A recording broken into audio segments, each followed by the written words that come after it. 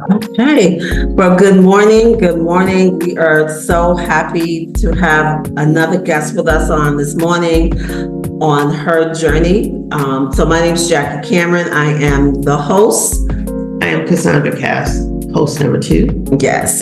So we are very privileged to have someone this morning that I got the opportunity to meet maybe like a month ago. Yeah. At a church service. My good friend Disa Wood Wade was telling me about this beautiful sister. And when I went to the church that Sunday, she saw her. She goes, "I'm going to connect you guys after church." And she did that. And we had a beautiful, brief conversation. And then we had an online conversation. And I definitely wanted to bring this beautiful sister on her journey so that you can just hear her story and all the incredible things that she's doing and the work that she's doing in this field. And so I am happy she said yes to this opportunity. And we're going to get right into it and just kind of turn it over to her. I'm not sure where you want to start. I'll just start by saying she is an author. I'm in the middle of reading her incredible book entitled The Legacy He Left Me. I'm in chapter 5. So it was just reading it and, witnessing and listening to some of the things that you've gone through. It was just very even difficult. I was reading it, especially, the part that I'm in about your childhood and what you witnessed and experienced, and just imagining myself having to experience that as a child. So, but from that, she has empowered herself and has created this amazing foundation called Love Life Now, that she will tell us more about that as she shares with us. So sit back, listen, and expect to be inspired by another beautiful soul who is empowering men and women on this earth. So with further, no, we're not going to hold you up. So today this is Laverne Gordon, and she can introduce herself and tell us more about her journey. Welcome. I appreciate you, and thank you both for having me on. I never take for granted an opportunity to share awareness around this issue. It is so important because the issue is so prevalent.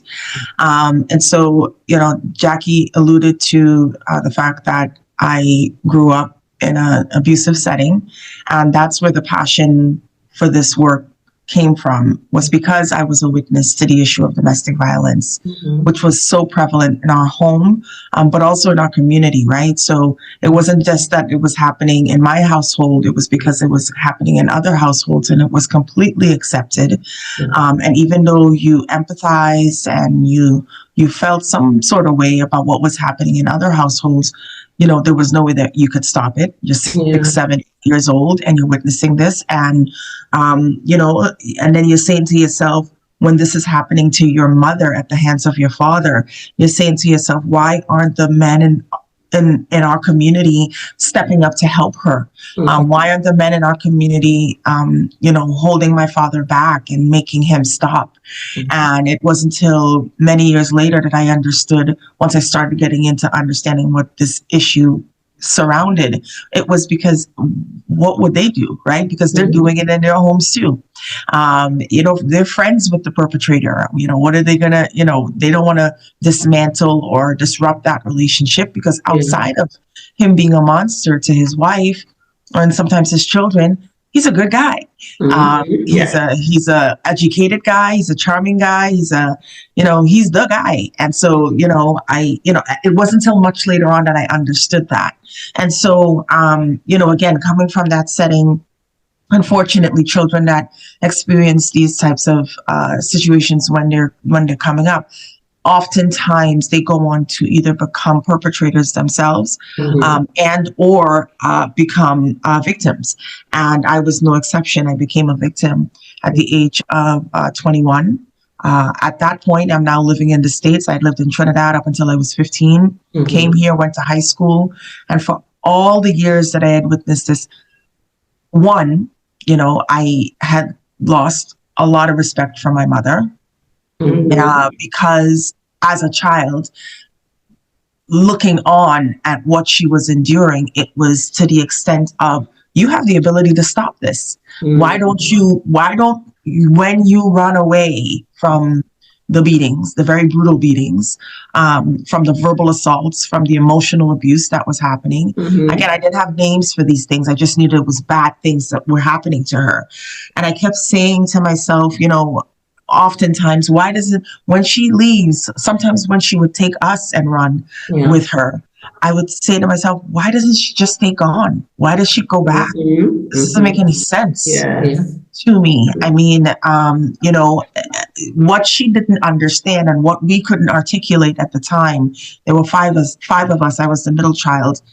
What I couldn't articulate at the time, because I can only speak for myself, what I couldn't articulate at the time was that when you were gone and when you fled, or when we were with you when you fled, those were the most beautiful times because we didn't have to walk on eggshells. Yes. We didn't have to anticipate you getting a beating. Yeah. We didn't have to, all the things, right? It was just, even though we were sleeping on the floor of one of her friend's house, even though we were eating cornflakes and Kool-Aid, Yeah. it didn't matter. Yeah. If we were together and there was no threat, there was no Yes. imminent threat Yeah. waiting.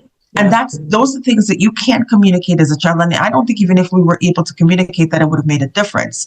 What I also didn't understand as a child is that my mother was in survival mode. It was fight or flight every day. Exactly. Okay. And she herself was trying to survive. Yes. On top of that, I asked her many, many years later, why did you stay? And that was wrong of me. I know now to ask. But her answer was, I had 5 of you and he was the breadwinner. How was I going to take care of 5 children? Right. I knew that you guys were going to get an education living under that roof. I knew you guys were going to be clothed and fed under that roof. Yeah. She barely had an elementary school education. Yeah. And he was the person in his family that had gone to college, got a degree, working with the Department of Labor, and had a good job. Yeah. And so that was part. And then the other part was that she simply loved him.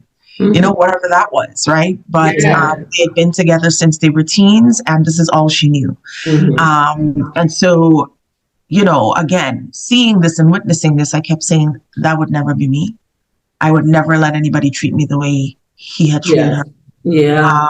And again, once you witness these events, they are bred into your psyche, and you don't even know it. So it's your subconscious knows that this is the way that you're supposed to receive love. Yeah, absolutely. Yeah. Your subconscious thinks this is the way that you're supposed to be treated, or garner love in that manner if you're a male, right? And so, I went on to finish high school here. I went to college here. And it was while I was in college and working entry level in corporate America that I met someone that showered me with affection, that showered me with attention. And, yes, I kept asking myself, he was about 10 years my senior.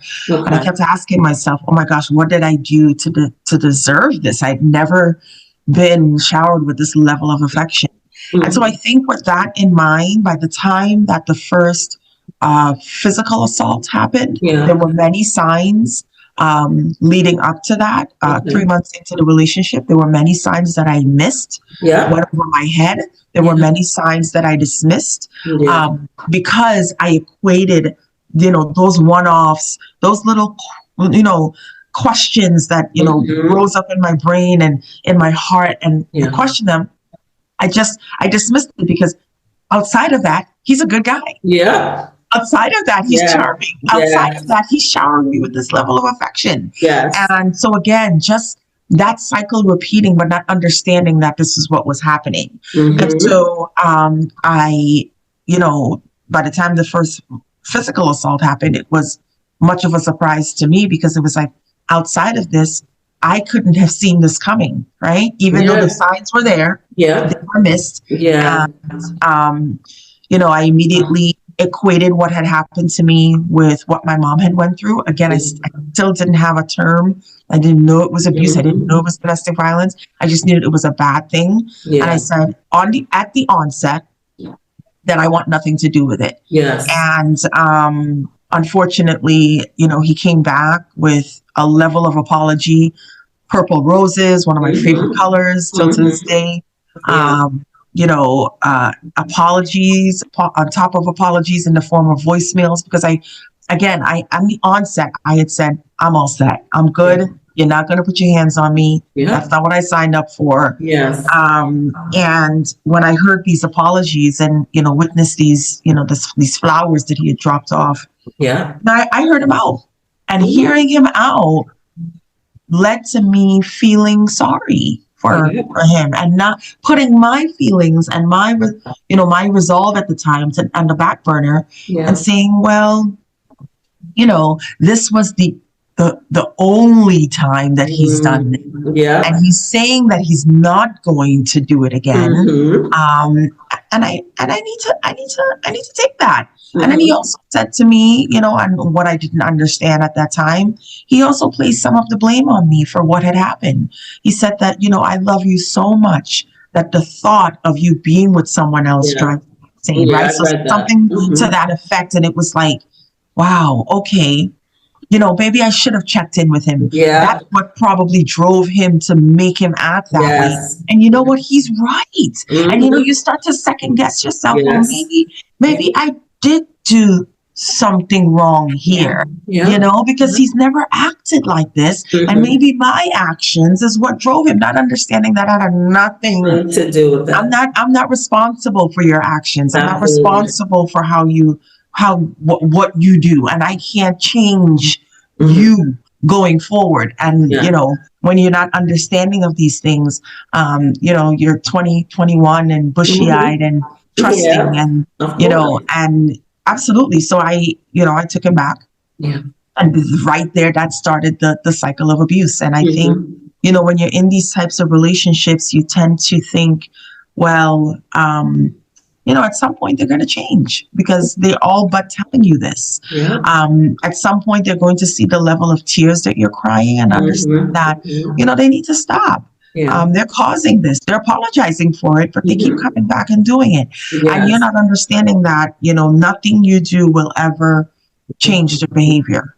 And so, I got to the point, my breaking point, which is when, in these relationships, if you're lucky to get out, is the point where you at this point you can't take it anymore. And something has to give. But it can't be this, because this is repeating, and I'm either going to end up dead or extremely harmed. You're already harmed mentally, physically, and emotionally. But what's next could be even worse, right? So what was the defining moment that because I didn't get that far in the book. I'm just where you're talking about now, like led up to you leaving that relationship and ending it, and how long were you in the relationship?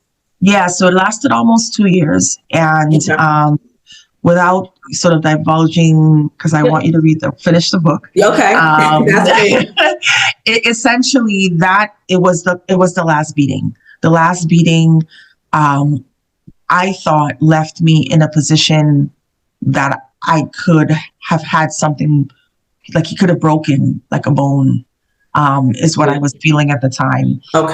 It had me feeling that I could potentially be bleeding internally. Like I just didn't know, based on this attack, which I viewed, all of them were bad, but I viewed this one as the worst. And it was literally a split-second decision to either stay and have him wake up and start again, which at that point I could be dead when he went in again, or choose myself for the first time and get myself to an ER.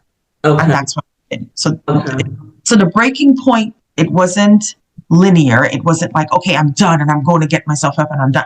I still love this man. Right? I still had feelings for this man. I just wanted the abuse to stop. And so, taking myself to the ER, and first of all, getting there, and then deciding that I was not going to be truthful about why I was there. Okay. because what I had done up until that point was cover up Okay. what was happening to me. I was working entry level in corporate America. I was one of only 2 Black women in this office. And the stereotype that I had heard over the years that followed Black women was that they're angry, is that they bring drama, is that and I did everything to distance myself from that stereotype. Yeah. And I thought that if my company had found out that this is what's happening to me, because it was also happening sometimes during my lunch breaks, where he would come to meet me for lunch, Yeah. and something would happen, and he would hem me up or, Okay. verbally assault me, and Mhm. I'm going back to my bathroom and at my office to wash my face because I'm Right. crying, and cover this thing up. Mhm. And I had thought a myriad of things. If I walked in there, I didn't want anybody to view me as this weak, battered person. Mhm. I'm supposed to have it all together. I don't want my family finding out. I don't want my job finding out.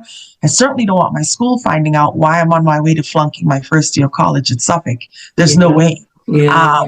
I just did everything I could, but there was so many sort of glaring things that I just didn't want anybody to know. And so I walked into that ER and I lied and I said that I had fallen in the shower. I hit here, all the places that I knew there was potentially something wrong. I told them that's where I hit. It was a big bad spill.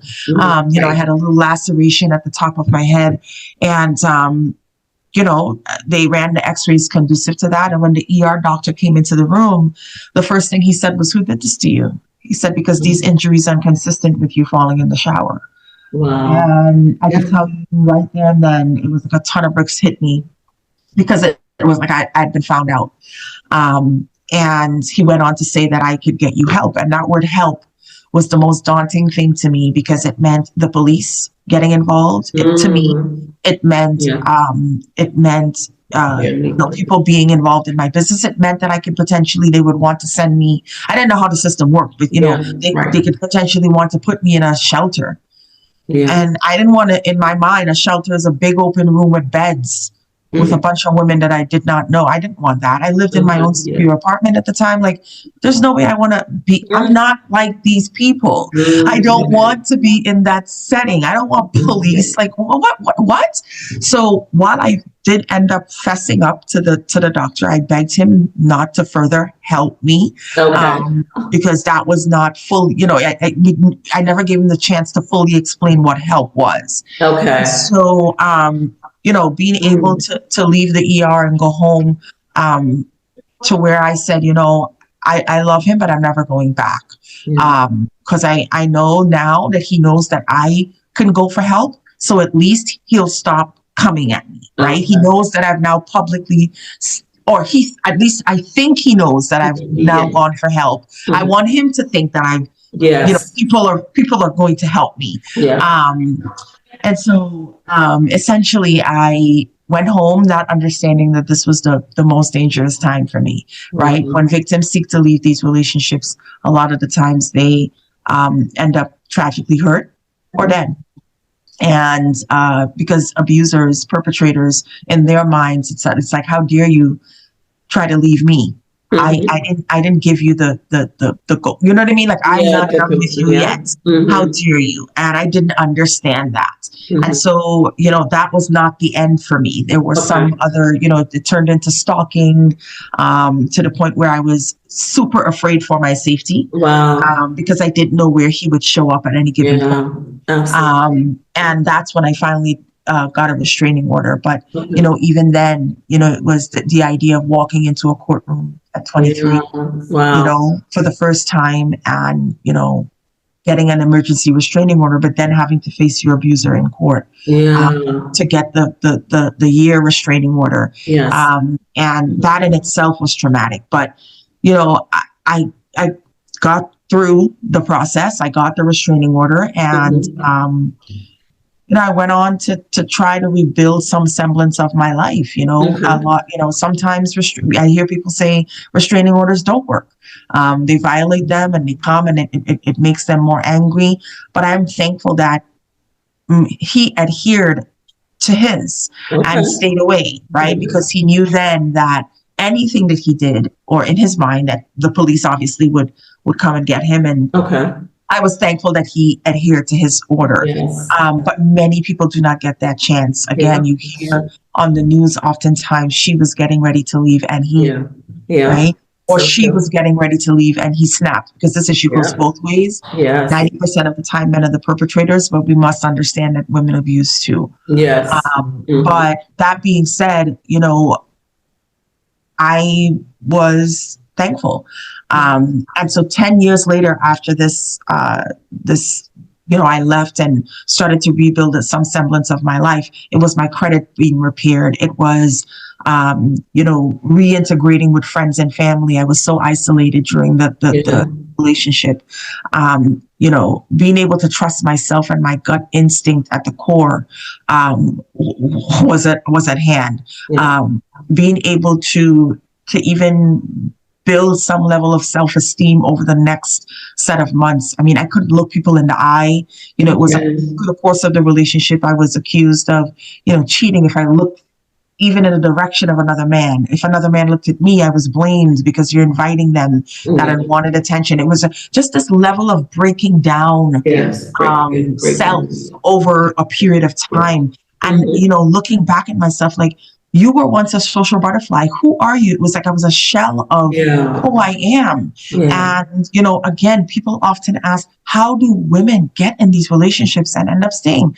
And I can tell you that it was that easy. Accepting that first apology was literally the start of this cycle. Mm-hmm. And you look at yourself 3-4 months and say, wow, how the hell did I get here? Mm-hmm. And not understanding, it's not at the onset. It's not, oh, he comes and he just slaps you on the first date.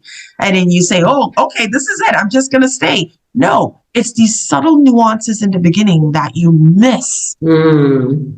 And these big glaring red flags that are little things to you, like, okay, because he's jealous, Mm-hmm. oh, he wants to know where I am at any given point. He cares about me. Yeah. He cares about my well-being, and you sort of twist the narrative to make it, and in your mind, it's legit, but you're not understanding these are things that are building. Mm-hmm. They're building as time goes on, and you become accustomed to the things. And you're hearing from this person, you're the cause, you're the reason, you made me do this. Why didn't you do this? I don't want you to wear your hair this way. Why is your hair down today? That's too flirty. And these little things build. Yeah. And before you know it, it's, again, you're a shell of yourself. So it was rebuilding who I was. Yeah. 10 years passed. I was approached 10 years later to take part in a beauty pageant and locally, and ended up, I didn't take it seriously. I thought, some folks dared me to be a part of this thing. I said, well, of course I can do that. Don't dare me. I can put on some heels and some dresses and go walk a stage. I see it on TV all the time. And I give all the respect to pageant contestants, because going through that process was no easy feat. Okay.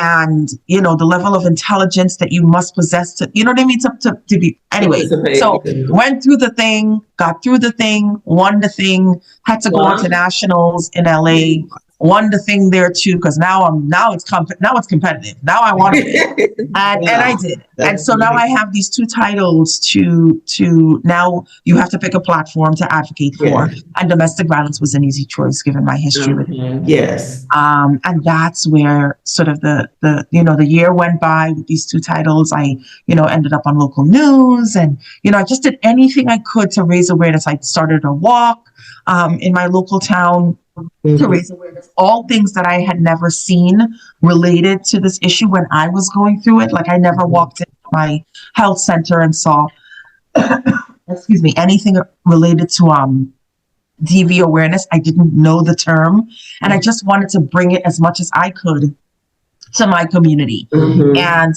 so started a walk, excuse me, my throat, started a walk,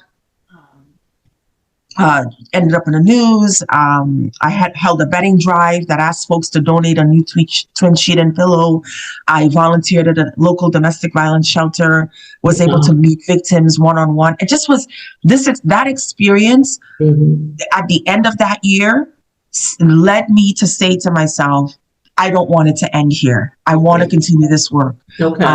And so the following year, I formed Love Life Now, and that's where the passion work started. And so we've been around now for 12 years. Amazing. So, we've grown all the things that I had started into much bigger events locally, and have been invited to speak nationally and internationally. And, I just don't take any of these experiences for granted. And then obviously, as you relate to the book, I was approached in 2020 during COVID by the publisher to write the book. And, it was an easy choice at that point. Many people had said, you should write a book given your, I put out, snippets of the things that I've done over the years and you should write a book. I was so focused on building the foundation that, at that point when I was approached, I said, okay, it's COVID. What else are you going to do? Let's write a book.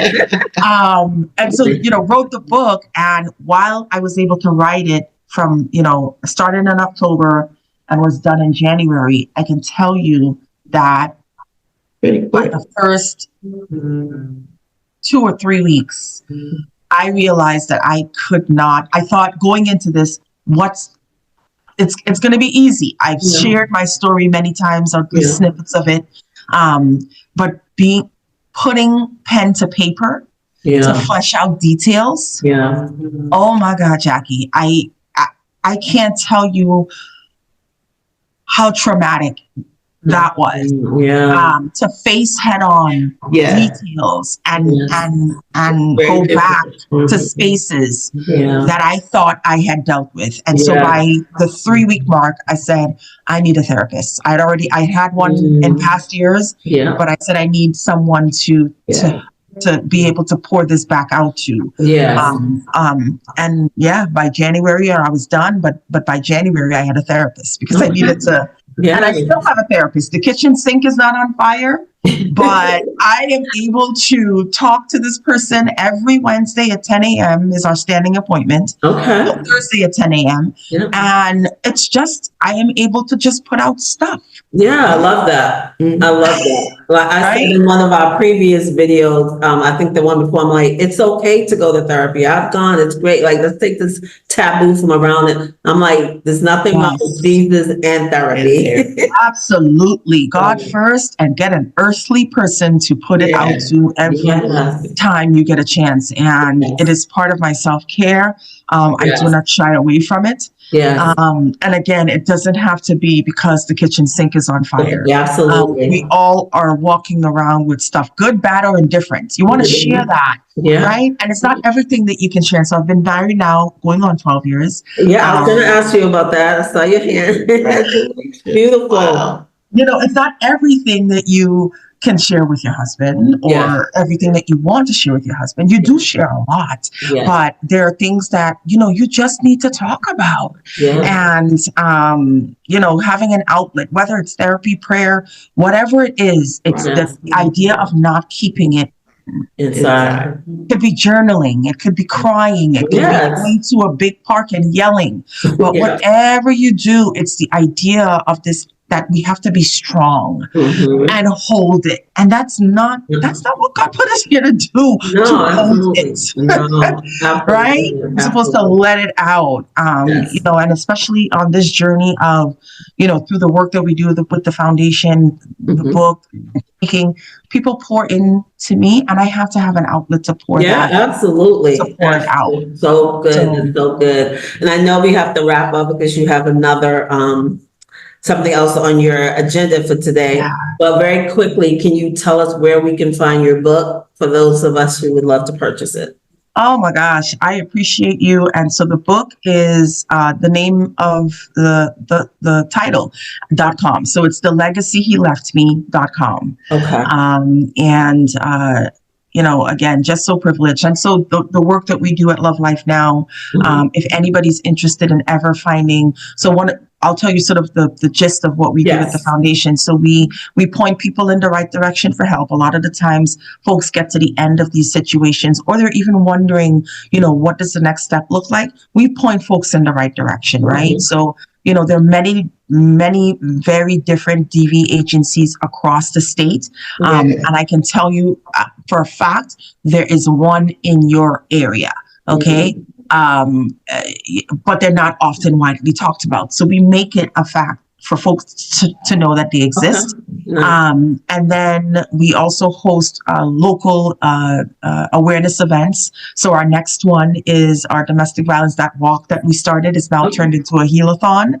And it's where folks put on their comfiest pair of heels and walk a mile in support of awareness. And what I love about this event is that it's not just women now. We have men walking in heels. And it's the funniest thing to see them waddling, and it's not a ton of men. We have maybe about 3 or 4 that are dedicated to wearing the heels, but the men join us, right? And they put on their Mary Janes and they put on their wedges and they're hobbling along. And it's the funniest thing. But the idea of that walk is to have folks understand that the mile that they're walking in those heels, it doesn't compare to the pain that victims are facing in these relationships. So again, we bring everything back to awareness. While it's fun and it's interactive and it's great, we want people to understand that you, as a regular Joe Schmo, have a voice around this. And there's ways that you can be part of the solution. The event that just passed was our gala. It's our White Ribbon Night Gala, and it asks more men to use their voices. Too often you hear us as women advocating for the issue, but when men are speaking to other men about the ways that they can be part of it, it just jives a little different. And so, we put the onus on men. So that night is while it's hosted by us, you see men at the podium speaking, encouraging other men. And then at the end of the speaking program, we have all the men in the room come up to the front of the it's a big fancy dress up night with dinner and whatnot, but they all come up to the front of the room and they take what's called the White Ribbon Pledge. And it's a pledge that in part states, from this day forward, I will no longer condone violence against women and girls. That's just part of it. And to hear these men in collective union reading this pledge is so powerful to women in the room who have never heard men speak in that manner to be advocate and allies, right, in this work. And so we're just always so privileged to be able to put that on. And I can go on and on. Visit our website, lovelifenow.org. You can find out about the different events that we do. And then lastly, we don't do a ton of direct service because we're focused on education and awareness around the issue. But we have one direct assistance that I'd love to put out is what's called the Get Safe Fund. And so we help with up to $500 of an expense related to you leaving. So if you're actively fleeing, and you want to get to a domestic violence shelter, but probably you don't have money to get there, we can get you a flight out of the state. We can get you a bus ticket. We can get you clothes related that you had to leave behind. We can get you food if you're staying at a shelter, but you need some additional resources for you and your child. Anything related to leaving, a lot of asks that we get requests for is emergency hotel stays. So folks have left, but there's no space at any domestic violence shelter in the state. That means that they could potentially be homeless, right? We help put folks up to $500 for up to 3 nights. So that they can get off the street, they can continue to call the resources statewide and get a sleep, right? That's the direct resource that we offer. And then we also meet the homeless where they're at. We go out and we offer resources, a bag, lunch, and toiletries. But the idea is we want victims to come and speak to us about what they're facing so that we can tell them where the resources are so that they can potentially get off the street sooner than later. That's the work. This has been amazing. You are, I don't even have the words right now. I mean, we got to speak a little bit offline, but hearing this in its totality, you are a soldier in the kingdom. And I thank you for taking your experience. And I like to say, taking that pain has moved into purpose. Yes. And so, many people would just go and, say, I got out of it and I'm good. But you have taken it to the next level to bring awareness. You've started an organization, a book. And so I love that you're shining light on this and that now your pain is serving as your purpose. And God just smiles down on you for what you're doing. This is amazing. I love that I got to meet you and now you are in my phone contact. So you're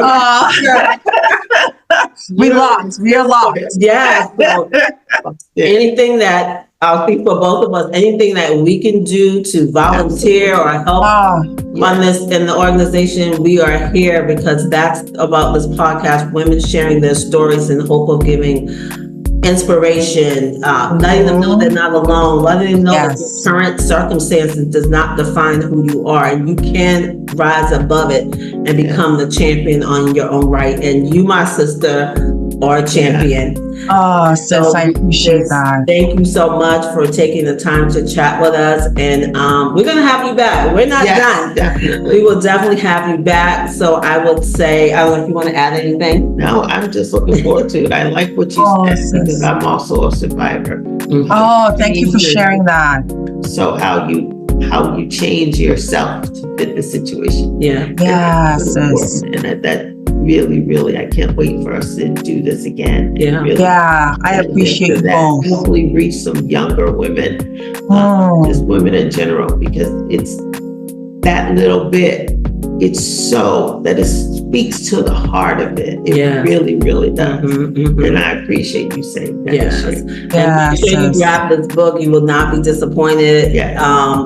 And we just bless you and thank you so much and continue this awesome work that you're shining the light on for domestic violence. I appreciate you, sister. I'm one of many, but I appreciate it's again, as I started the conversation, it's a privilege and I appreciate you both for having me on. All right. Thank you so much. Thank you. Blessings and enjoy the rest of your day. The very same to you. Thank you.